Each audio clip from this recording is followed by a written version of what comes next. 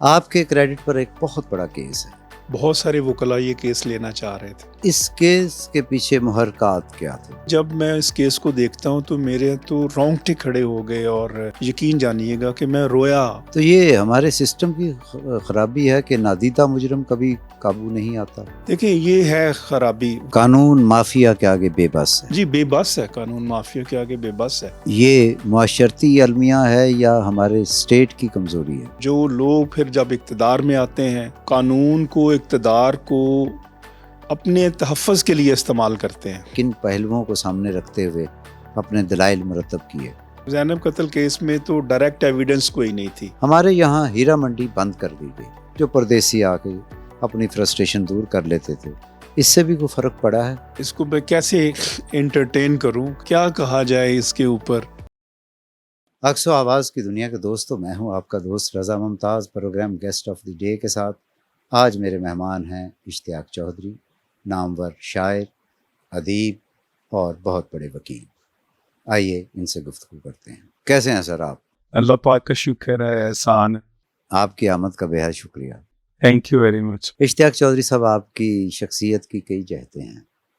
Human rights activist, وکیل، شاعر، column نگار، نثر نگار، قانون ساز. آپ کے کریڈٹ پر ایک بہت بڑا کیس ہے جو ہائی پروفائل مرڈر تھا، جس نے میڈیا کو چونکا دیا، اس سوسائٹی کو جھنجھوڑ دیا.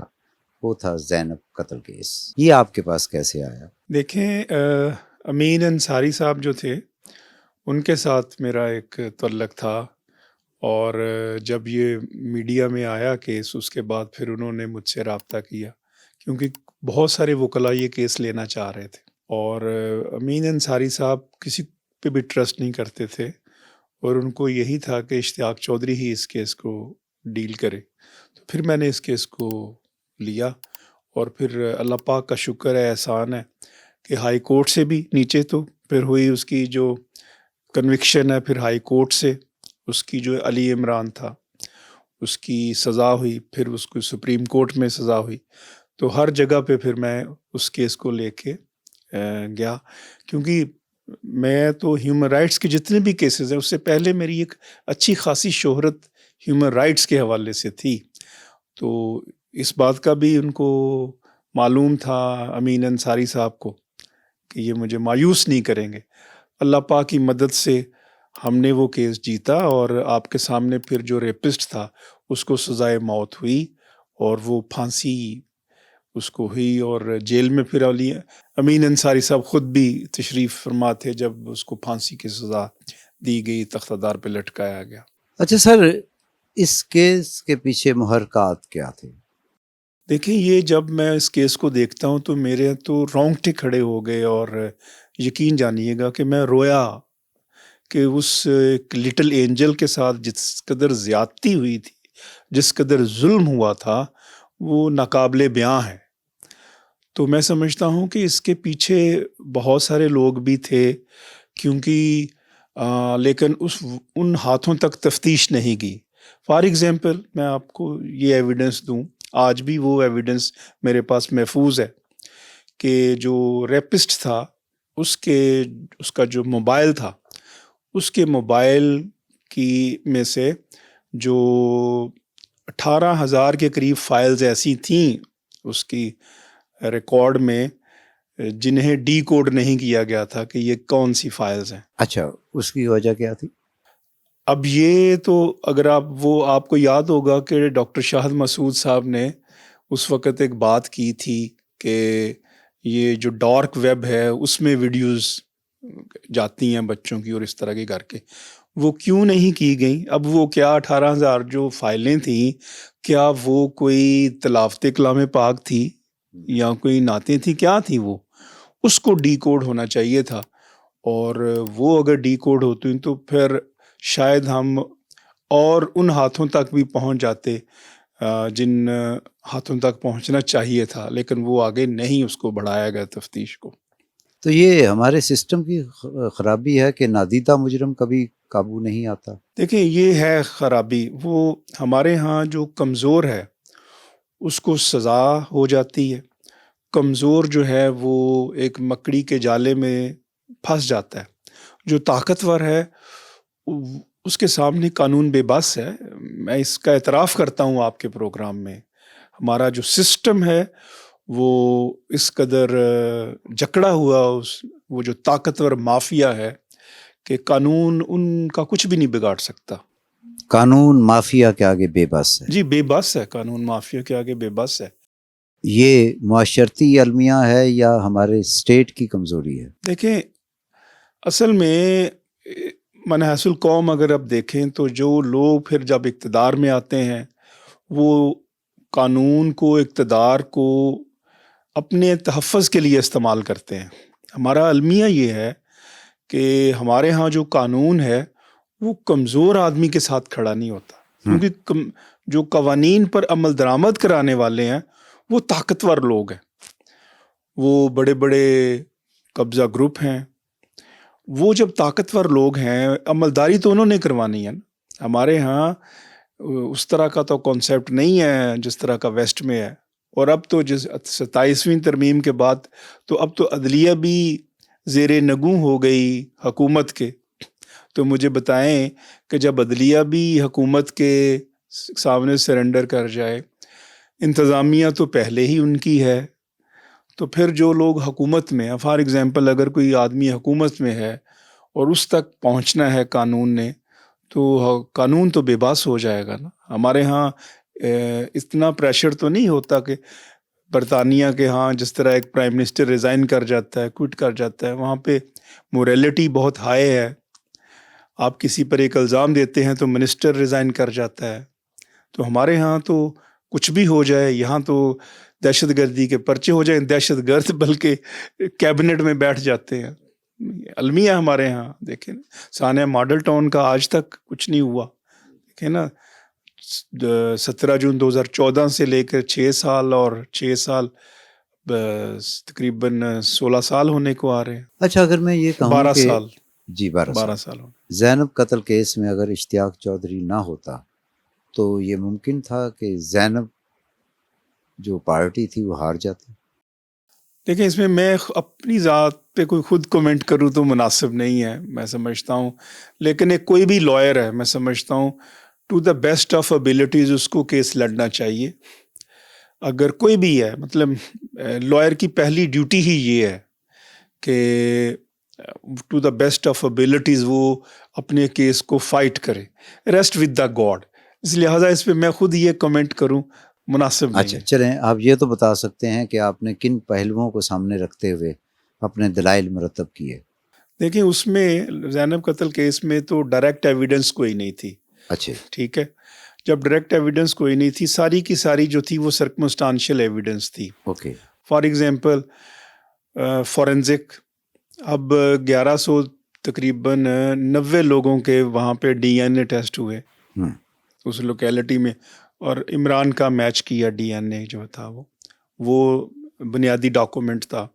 پھر جس کاٹ کے اوپر اس کے ساتھ زیادتی ہوئی، اس کاٹ سے جو سیمن کی فورینزک رپورٹ آئی وہ امپورٹنٹ ڈاکومنٹ تھا جو یہ بتاتا تھا کہ اس کے ساتھ زیادتی ہوئی ہے. پھر اس کی جو میڈیکو لیگل رپورٹ تھی، اس کا جو پوسٹ مارٹم رپورٹ تھا، وہ اس چیز نے کنیکٹ کیا. یہ ایک پہلو ہے فورینزک کا، اس کا میڈیکو لیگل رپورٹ کا دوسرا، اور پوسٹ مارٹم کا. پھر اس کے جو سی سی ٹی وی کیمراز لگے ہوئے تھے جہاں سے وہ زینب نظر آتی ہے جاتے ہوئے، اس کا ریکارڈ بھی قبضے میں لیا گیا. تو یہ وہ سرکمسٹانشیل ساری ایویڈنس تھی جو سی سی ٹی وی فوٹیج سے بھی ملی، جو پوسٹ مارٹم رپورٹ تھی اس سے بھی ملی، اور پھر جو فورینزک میں نے جس کا ذکر کیا. ان تمام کو کنیکٹ کر کے تو کڑیاں پھر ملا کے تو آپ پھر اس کو کہتے ہیں chain of events. Chain of events. تو وہ پھر ایک چین آف ایونٹس آپ کڑیاں ملا کے تو پھر آپ اس کو ریپس تک پہنچ جاتے ہیں جو مجرم ہوتا ہے، اور پھر اس بنیاد کے اوپر آپ کہتے ہیں کہ یہ سزائے موت کا مستحق ہے، اور پھر اس کو میکسیمم پنشمنٹ جو تھی وہ ملی. آپ کے کریڈٹ پر یہ ایک بہت اہم کیس ہے. اللہ پاک کا شکر ہے، احسان ہے. میں سمجھتا ہوں یہ اللہ کی مدد و نصرت ہوتی ہے، اور وہ شامل حال رہی تو مجھے اللہ پاک نے اس میں سرخرو کیا. ماشاء اللہ. اس کے بعد کوئی قانون سازی بھی ہوئی اس حوالے سے اور اس میں آپ کا بہت اہم کردار رہا؟ جی بالکل. جب یہ واقعہ ہوا پھر اس کے بعد یہ محسوس کیا گیا کہ اس پہ لا ہونا چاہیے، کیونکہ اگر بر وقت زینب کو جب رپورٹ کیا گیا پولیس اسٹیشن پہ تو عمومی تصور یہ ہوتا ہے کہ بچی ادھر ہی ادھر بھاگ گئی ہوگی. تو پھر اس کے بعد Zainab alert response and recovery act 2020 اس پہ جو تھی، اس پہ انہوں نے میٹنگ بلائی کہ یہ قانون بننا چاہیے. میں پھر ایز اے لائر فار زینب پھر اس میٹنگ میں شریک ہوا. وہاں پہ اس وقت جو ملک صاحب تھے پیپلز پارٹی کے، وہ تھے سیالکوٹ سے منسٹر، اس وقت میرے نام ذہن سے اتر گیا. اچھا. ان کے ساتھ فوت ہو گئے ہوئے ہیں. لا منسٹر تھے وہ نہیں، وہ انفارمیشن منسٹر تھے آپ کے. اچھا. انفارمیشن منسٹر تھے. پھر اس باقی لا منسٹری کے لوگوں کے ساتھ بھی نشستیں ہوئیں. پھر اس کے بعد جب یہ بن گیا تو پھر امپلیمنٹیشن کا تھا کہ اس کو امپلیمنٹیشن اس کی کیسے مؤثر کی جائے. اس وقت پھر پریزیڈنٹ جو تھے آپ کے عارف الوی صاحب، جی انہوں نے بھی اسپیشل میٹنگ بلائی پریزیڈنٹ ہاؤس میں، اور اس میں بھی پھر میں گیا اور وہ سارا ہم نے اس کو ڈسکس کیا. اور پھر اس پہ ایک مکمل میکانزم ہے. اب یہ ہے کہ اگر کسی بھی اس قانون کے تحت اگر کسی بھی بچی کوئی بھی لاپتہ ہو جاتی ہے تو پھر اس کی جو اسی وقت اطلاع جب آپ دیتے ہیں اس کو پولیس اسٹیشن کو، تو ایس ایچ او کا فرض ہے کہ وہ اس کی اطلاع جو ہے وہ اسی وقت جو ڈی جی ہے ان کو دے. ایک اسپیشل ایپ بنی ہوئی ہے اس قانون کے تحت. اچھا. کہ وہ اس ایپ میں اگر کسی جگہ بھی کوئی واقعہ ہوتا ہے تو لا میں تو یہ ہے کہ وہ پھر انفارمیشن جو ہے وہ پرائم منسٹر تک جائے گی. اچھا. اس تو حد تک ہمارے دیکھنے والوں کو اس ایپ کا نام بتائیں گے کہ کیا اسی ہے. آپ پلے اسٹور پہ جا کے آپ اس اچھا. کو زینب الرٹ ریکوری اینڈ ریسپانس. اچھا. جی جی یہ تو بہت بڑا کام ہے. جی جی یس. لیکن اشتیاق صاحب، میں آپ سے ایک اور سوال کرنا چاہوں گا کہ کب تک یہ زینب قتل ہوتی رہیں گی؟ بہت المیہ ہے ہمارے سماج کا. آپ درست فرما رہے ہیں کہ زینب کا تو ایک کیس آ گیا سامنے اور ہائی لائٹ ہوا اور انٹرنیشنل میڈیا کی توجہ کا مرکز بنا اور اس کو سزا بھی مل گئی جو ریپس تھا.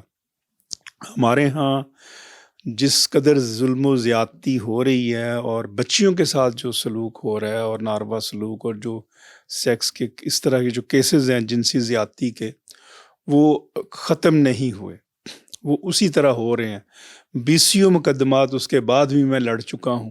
اچھا. بچیوں کے ساتھ جو زیادتی ہوئی ہے، کیونکہ ہمارا جو human rights society of Pakistan ہے اس کے پاس جو بھی اس طرح کے کیسز جتنے بھی آتے ہیں وہ سارے فی سبیل اللہ ہم ہیومن رائٹس کے پلیٹ فارم سے اوپر اس کو لڑتے ہیں. بہت سارے مقدمات ہم لڑ چکے، بہت سارے زیادتی کے مقدمات آئے، لیکن یہ جب تک ایز اے سماج ہم ٹھیک نہیں ہوں گے، جب تک ہمارے ہاں وہ نظام نہیں آئے گا جو حقیقی معنوں میں پکڑ کر سکے ان لوگوں کی جو قانون کو وائلیٹ کرتے ہیں.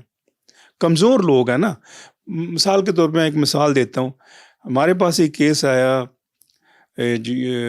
پولیس اسٹیشن شمالی چھونی کا میں، وہ کینٹ ایک سوسائٹی ہے وہاں پہ، گھر میں بچی کام کرتی تھی، اس کے ساتھ زیادتی ہوئی. اب اس کی ایف آئی آر نہیں ہو رہی. ایف آئی آر ہم نے کروائی ریٹ پٹیشن ہائی کورٹ میں کر کے، ایف آئی آر ہوئی ہے. تو جب اس کو گرفتار کیا ہے تو ان کے جو گاؤں والے، شیخو پورے کے قریبی کو وہ گاؤں تھا جہاں کے وہ رہنے والی تھی، پیر صاحب نے پیسے لے کے تو ان کی صلح کروا دی. اچھا.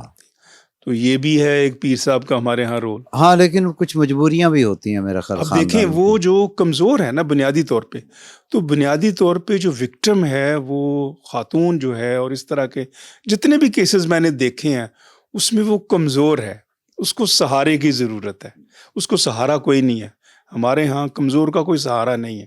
کمزور کا سہارا نہیں، کوئی سہارا نہیں. اچھا سر، ہم جب ترقی یافتہ ملکوں میں چلے جاتے ہیں، فرض کریں انگلینڈ بھی چلے جائیں تو لندن میں بھی ریڈ لائٹ ایریا ملتا ہے. کوریا میں چلے جائیں ایتیوان سیول میں بھی ملتا ہے، نیو یارک میں بھی ملتا ہے، سویڈن میں بھی ملتا ہے، انڈیا میں بھی، ہر جگہ.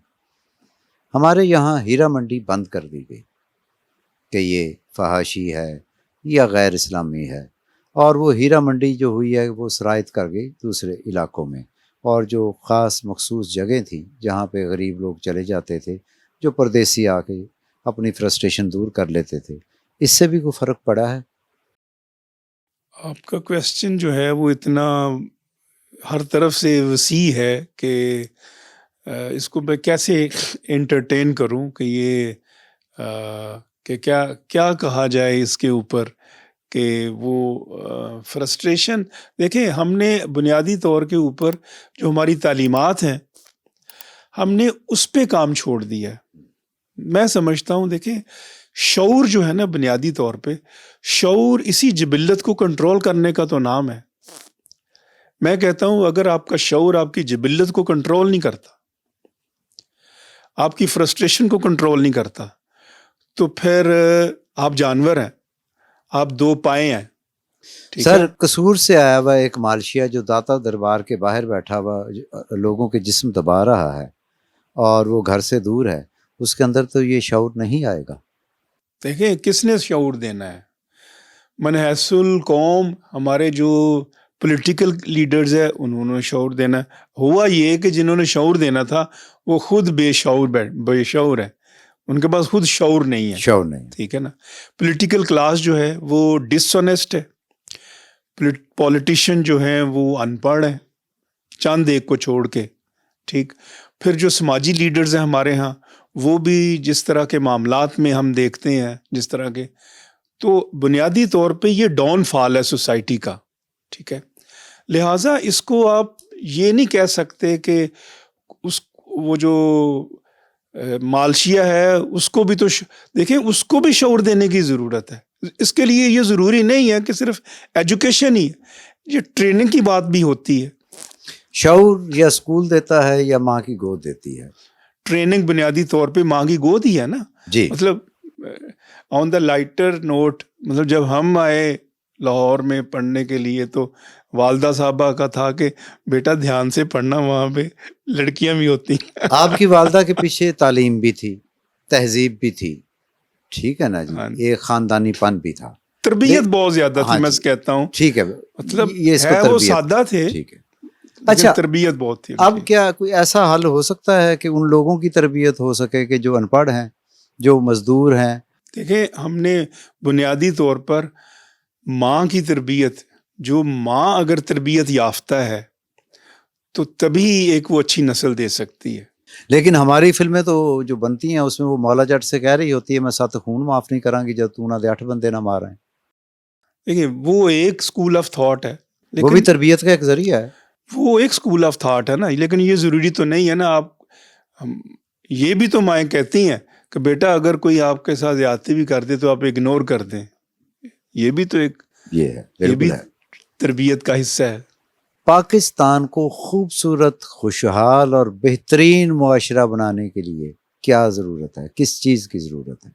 دیکھیں، تربیت کی، تعلیم کی اور شعور کی. جب تربیت اور تعلیم ملتی ہیں تو پھر ہی جو ذہن ہے اس کی کھڑکیاں کھلتی ہیں.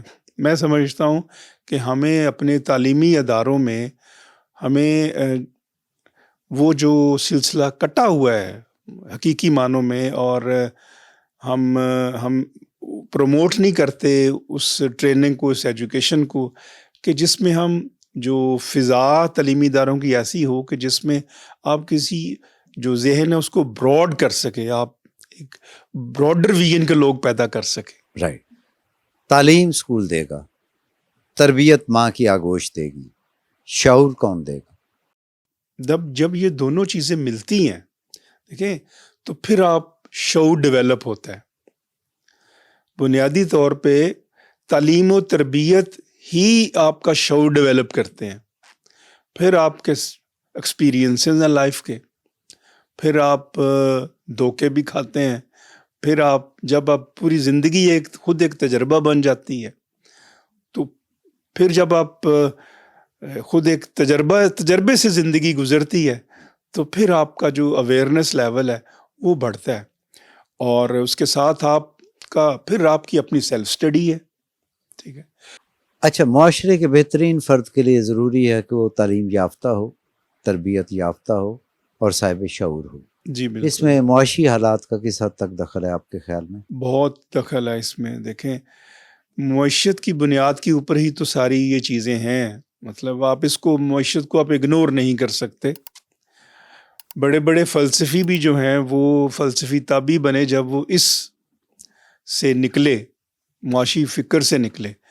تو معاشی فکر سے آزادی ضروری ہے، یہ مینڈیٹری ہے. اور معاشی اگر فکر سے آپ آزاد نہیں ہیں تو آپ بڑے سے بڑا بھی فلسفی ہیں آپ، تو پھر آپ کی بات بھی کوئی نہیں سنے گا، تو آپ کا کوئی نہیں سنے گا. فلسفہ بھی کسی کام کا نہیں ہے. اچھا سر، اگر میں کہوں آپ سے کہ 2 لائنز میں مجھے یہ بتائیں کہ ریاست کا کیا کنٹریبیوشن ہونا چاہیے اور ہو سکتا ہے کس میں؟ بہترین معاشرے کی تشکیل میں. دیکھیں، بنیادی ذمہ داری ریاست کی ہوتی ہے. ریاست کیا ہے؟ ریاست عوام اور جو ریاست ہے نا وہ مل کے ایک ریاست قائم کرتے ہیں. اگر عوام نہیں ہے تو ریاست کا وجود ہی نہیں ہے. ٹھیک. اب جو ریاست اور عوام کے درمیان جو تعلق کو قائم کرتا ہے وہ آپ سوشل کانٹریکٹ ہے، جسے آپ کانسٹیٹیوشن کہتے ہیں، جس میں ریاست اپنے شہریوں سے کچھ وعدے لیتی ہے کہ آپ ٹیکس دو گے، آپ یہ کرو گے میرے لیے، اور میں آپ کو یہ دوں گی، آپ کے بنیادی انسانی حقوق کا خیال رکھوں گی، آپ کی بنیادی ضرورتوں کا خیال رکھوں گی، آپ کی آٹا، چاول، روٹی، کپڑے، مکان، آپ کی تعلیم، ان کا خیال رکھوں گی. تو یہ بنیادی طور پہ یہ سوشل کانٹریکٹ ہوتا ہے. اور اگر ریاست اپنی یہ بنیادی ذمہ داری پوری نہیں کر رہی، جو اس کے شہری ہیں وہ بھوکے ہیں، ریاست کے شہریوں کے پاس رہنے کو چھت نہیں ہے، ریاست کے شہریوں کے پاس پہننے کو کپڑے نہیں ہیں، ریاست کے شہری تعلیم سے محروم ہیں، تو اس کا مطلب یہ ہے ریاست اپنی ڈیوٹی سر انجام نہیں دے رہی. اور ریاست کی ڈیوٹی اسی وقت مکمل ہوتی ہے جب وہ، ہم کہتے ہیں نا ریاست ہوگی ماں کی جیسی. ماں کی جیسی. تو ماں کا رول جو ہے وہ ادا کرے، تو ڈائن کا نہیں، ڈائن کا نہیں. لیکن ستیلی مائیں بھی تو ہوتی ہیں. ستیلی مائیں اصل میں ریاست از خود، تو میں کہتا ہوں اس کو ذمہ دار نہیں ٹھہرایا جا سکتا. ریاست میں جو حکومت بنتی ہے بنیادی طور پہ، وہ اچھی اگر حکومت ہے تو وہ ریاست کو اچھا بنا دے گی، اور اگر وہ کرپٹ حکومت ہے تو وہ پھر ریاست کو برا بنا دے گی. کامیاب ریاست ایک کامیاب حکومت سے ہوتی ہے. بہت خوبصورت بات. اچھا سر، میں پھر ذرا زینب قتل کیس پہ واپس آؤں گا. آپ نے اس کے مجرم سے ملاقات کی یا آپ کی بات چیت ہوئی؟ مطلب اس سے، ہاں ملاقات تو ہوئی اس سے، اور جو ہوتا ہے کراس ایگزامینیشن اور وہ ساری چیزیں جو کورٹ پروسیڈنگز ہیں، اس سے ہٹ کے ملاقات نہیں، اس سے ہٹ کے میں نہیں مناسب سمجھتا کہ اس سے ہٹ کے مجھے ملاقات لیکن کرنی تفتیشی چاہیے. افسر نے کوئی ایسی بات بتائی ہو کہ جس سے آپ کے رونگٹے کھڑے ہو گئے ہوں کہ یار یہ کیا ہے؟ تفتیشی آفیسر کو تو ہم جب بھی کہتے تھے کہ یہ آپ اس کی تفتیش جو ہے نا وہ آگے بڑھانی چاہیے، تو وہ تو یہی کہتا تھا کہ میں بس جو جہاں تک ہے میرا تو بس اس حد تک ہی ہے، اس سے زیادہ میرا نہیں ہے کہ میں اس کے آگے بھی اس کی تفتیش کر سکوں. ٹھیک. اور آپ کا کہنا ہے کہ آپ اصل مجرموں تک یا اس کے پیچھے جو لوگ تھے وہاں تک نہیں پہنچ سکے؟ جی وہاں تک نہیں پہنچ سکے. چلیں اسی سلسلے کو ہم یہاں موقوف کرتے ہیں. آپ کا ایک پہلو ہے انسانی حقوق کے حوالے سے، آپ نے بہت کام کیا ہے، اور آپ کا لقب ہے یا خطاب ہے سفیر حق، اور آپ حق کی بات کرتے ہیں. آپ پاکستان میں جو بنیادی انسانی حقوق ہے اس کے حوالے سے آپ کیا کہتے ہیں؟ بنیادی انسانی حقوق آپ کے معطل ہیں. دیکھیں، آپ کو جو رائٹ ٹو لائف ہے، آرٹیکل 9 جو ہے وہ کہتا ہے کہ زندگی کے لیے جتنی چیزیں چاہیے وہ آپ کا بنیادی حق ہے. اب اس میں یہ کھانا بھی آ جاتا ہے، اس میں مکان بھی آ جاتا ہے، اس میں کپڑے بھی آ جاتے ہیں، تو معطل ہے. اور جو کہ نہیں پھر ہمارے اسی پاس. طرح جو رائٹ ٹو اسپیک ہے، اسپیچ ہے، وہ اس کے اوپر جو قدغنیں ہیں وہ بھی ہمارے سامنے ہے، وہ بھی ایک طرح سے معطل ہے. تو آپ کے بنیادی حقوق معطل کس وجہ سے ہوئے؟ اس میں 27ویں ترمیم کا بہت رول ہے. عدلیہ آپ کی اب آزاد نہیں رہی. جی جی. وی ڈونٹ ہیو انڈیپینڈنٹ اگر جوڈیشری. میں یہ کہوں کہ عدلیہ کا کردار پہلے بھی کوئی خاص بہتر نہیں رہا، لیکن جسٹس منیر کیس دیکھ لیں آپ اور دیگر. اس میں یہ تھا کہ پہلے تو یہ تھا نا کہ انڈیویجولی ججز اچھے بھی آتے تھے اور اچھے نہیں بھی تھے. یہ آپ کے اوپر منحصر ہے کہ اسی ماحول میں رہتے ہوئے آپ ایک اچھے جج، اسی جوڈیشری نے اے اور کارنیلیس جیسے عظیم لوگ بھی پیدا کیے. ٹھیک ہے، لہٰذا سسٹم اگر اچھا ہو تو اس میں اچھے لوگ بھی آ جاتے ہیں. اب یہ ہوا کہ اب سب سروینٹ ہو گئی. اب دیکھیں آپ کے سامنے جسٹس سید منصور علی شاہ صاحب کوئٹ کر گئے، جی کچھ. جسٹس اطہر من اللہ صاحب کوئٹ کر گئے. اس کا مطلب یہ ہے کہ جب آپ ڈلیور ہی اس طرح نہیں کر سکتے، انڈیپینڈنٹ جج کام نہیں کر سکتے، تو پھر آپ کے پاس کیا آپشن رہ جاتا ہے؟ جسٹس سید منصور علی شاہ صاحب بہت کمپیٹنٹ جج تھے اور انہوں نے بہت لا کو اور جورسپروڈنس کو ڈیولپ کرنے میں ان کا بہت رول ہے. تو لیکن ہم نے ایک اچھے جج کو گوا دیا اس بنا کے اوپر، 27ویں ترمیم کی بنا کے اوپر. اچھا، لیکن سر یہ جو ہے مطلب جب جج آئینی وضاحت کرنے لگتے ہیں اور سیاسی کیسز لے لیتے ہیں تو باقی جو عام عوام ہے وہ جو کیسز ہیں وہ متاثر نہیں ہوتے. دیکھیں وہ اپنی جگہ آپ کی بات بھی درست ہے، لیکن بہت ساری ذمہ داری تو پولیٹیشنز پہ بھی عائد ہوتی ہے نا. دیکھیں جہاں پہ پولیٹیکل جو کلاس ہے وہ پڑھی لکھی نہیں ہوگی اور اس طرح کے چھوٹے چھوٹے جھگڑوں میں وہ پڑے گی، خود ریزالو نہیں کرے گی اپنے ڈسپیوٹس کو، تو پھر لا محلہ وہ ڈسپیوٹس عدالتوں میں جائیں گے. ویسٹ میں ایسا نہیں ہے. اچھا. ٹھیک ہے، ویسٹ میں کوئی کسی کے خلاف یہ کیس فائل نہیں کرنے جاتا کہ یہ اس اہل نہیں ہے کہ یہ رہا جائے. یہ وہ خود چھوڑ کے چلا جاتا ہے. یہ ٹریڈیشن ہے. ہمارے ہاں تو ہمارا قصور ہے نا پولیٹیشنز کا کہ ہم نے عدالتوں کو بھی اس کام کے اوپر لگا دیا ہے. تو عدالتیں کیا کریں؟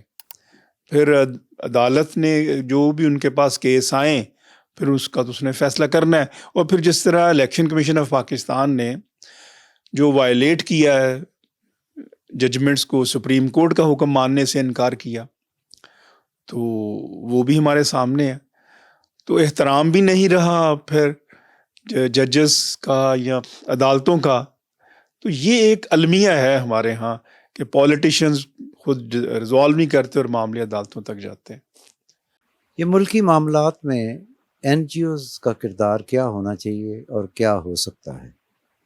دیکھیں اس حد تک تو جو بہت سارے ایشوز ایسے ہوتے ہیں جیسے لیبر کے ایشوز ہیں، اس میں بھی بہت ساری این جی اوز کام کر رہی ہیں اور وہ ایک اچھا تاثر ہے اور ہونا چاہیے. اسی طرح جو ہیومن رائٹس کے پلیٹ فارم کے اوپر بھی میں تو سمجھتا ہوں جس حد تک جہاں بھی کوئی کام کر رہا ہے تو اس کو اپریشیٹ ہی کرنا چاہیے. اس کو آپ یہ نہیں کہہ سکتے کہ وہ ایسا کیوں کر رہا ہے. لہٰذا این جی اوز کی سطح پہ کام ہو رہا ہے کیونکہ ہمارے ہاں تو بہت ضرورت ہے نا. المیہ یہ ہے کہ جو کام حکومت کے کرنے والے ہیں وہ کام جب حکومت نہ کرے گی تو پھر وہ کام پھر افراد کریں گے. جو وہ افراد کریں گے تو پھر وہ کسی نہ کسی آرگنائزیشن کے ذریعے کریں گے. اور افراد ہی ملکوں کی تقدیر تبدیل کرتے ہیں اور افراد ہی تاریخ لکھتے ہیں. ہر فرد ہے ملت کے مقدر کا ستارہ. اس پہ مجھے یاد آ گیا کہ آپ شاعر بھی ہیں، ادیب بھی ہیں، کالم نگار بھی ہیں، وکیل بھی ہیں. اپنی شخصیت کی کون سی جہت آپ کو بہترین لگتی ہے؟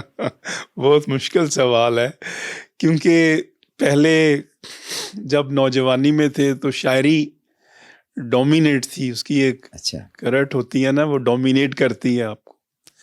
پھر جب وکالت میں آئے تو پھر وکالت اور سیاست وہ پھر اس کا ساتھ ساتھ وہ چلتی رہی. جی جی.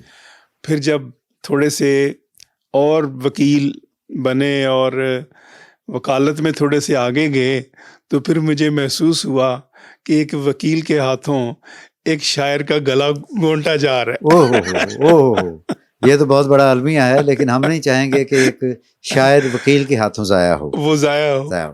تو اسی لیے میں چاہ رہا ہوں کہ ایک خوبصورت اپنا پسندیدہ شعر سنائیں تاکہ اس کے ساتھ ہی ہم اس خوبصورت گفتگو کا اختتام کریں، کیونکہ آپ کی گفتگو اتنی خوبصورت ہے کہ جی کرتا ہے کہ آپ کہتے جائیں اور ہم سنتے جائیں اور دیکھنے والے سر دھنتے جائیں.